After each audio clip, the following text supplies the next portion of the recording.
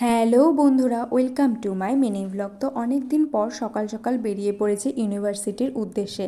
আসলে অনেক দিন পর যাচ্ছি, তো তাই পুরনো স্মৃতিগুলো কেমন যেন মনে পড়ে যাচ্ছে। আগে শনিবার হলে চলে আসতাম জলপাইগুড়ি মামাবাড়িতে, তারপর সোমবার সকাল হলে আবার বেরিয়ে পড়তাম ইউনিভার্সিটির উদ্দেশ্যে 11টার ক্লাস ধরার জন্য। সেই পুরনো স্মৃতিগুলো যেন কেমন ভেসে আসছে চোখের সামনে। দেখো কি সুন্দর দেখা যাচ্ছে কাশফুলগুলো, এগুলো দেখলেই তো মনে হয় দুর্গাপূজা চলে এসেছে, আর বেশি দিন নেই, প্যান্ডেলও হয়ে যাচ্ছে। এই ঠিক 1 বছর আগে আমরা এই শিলিগুড়িতে ছিলাম দুর্গাপুজোর সময়। তখন আমরা হোস্টেলের বন্ধুরা মিলে খুব মজা করেছিলাম।